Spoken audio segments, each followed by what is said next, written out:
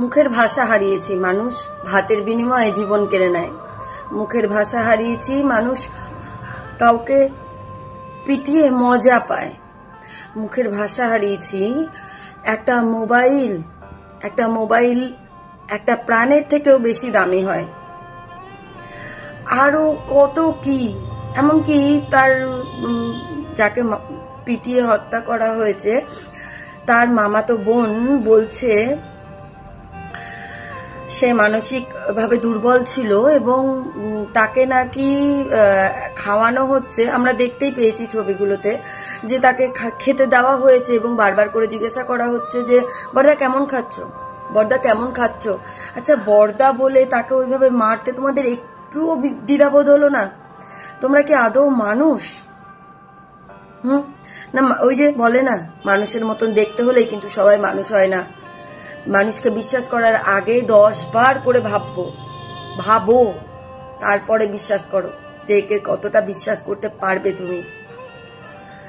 তার ওই বোন বলেছে তাকে খাওয়ানো হয়, মারা হয়, আবার খাওয়ানো হয়, আবার মারা হয়, এইভাবে একটা পর্যায়ে গিয়ে তাকে পুরো শেষ করে দেওয়া হয়।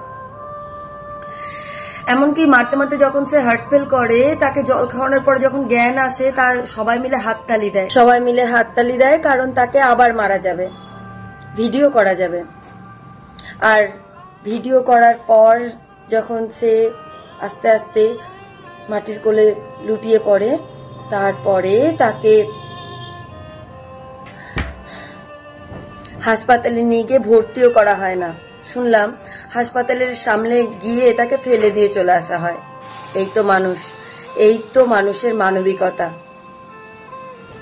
সত্যি কোথায় বাস করছি আমরা? এর আগে কখনো এমন ঘটনা ঘটেছে কিনা আমি জানি না, কিন্তু প্রকাশ্যে আমি এই প্রথমবার দেখলাম যে মানুষ মানুষকে মেরে কতটা আনন্দ পায়। হ্যাঁ, তারও পরিবার ছিল, পরিজন ছিল, মা বাবা ছিল, দাদা ছিল, কিন্তু দুর্ভাগ্যবশত কেউ এখন আর নেই। আর সব থেকে ভয়ানক হচ্ছে, যারা এই কাজটা করেছে তাদের মধ্যে এই বিন্দুমাত্র কি বলবো খারাপ লাগা নেই। তারা বলছে একটা মোবাইল খুঁজে পাচ্ছিল না, তার জন্য তাকে মেরেছে। কিন্তু তোমরা কি মোবাইলটা পেয়েছো তাকে হত্যা করার পর? যখন বদ্দা কেমন খাচ্ছ জিজ্ঞাসা করছিলে, কই তখন তো একবারও জিজ্ঞাসা করোনি যে মোবাইলটা কই? তোমরা কি করে পারলে এইভাবে জীবনটা কেড়ে নিতে? ভুলে যেও না, সময় কোনো সময় একই রকম থাকে না। পৃথিবী গোল, প্রকৃতি কোনো সময় কাউকে বৃথা ছাড়ে না। যেমন কর্ম করবে তেমনি ফল পেতেই হবে। আজকে সে দুর্বল ছিল বলে তোমরা সবল হয়ে তার উপর অত্যাচার করেছো, কালকে তোমার দুর্বল হতেও সময় লাগবে না। তাই সবাই ভালো থেকো, সুস্থ থেকো, সাবধানে থেকো।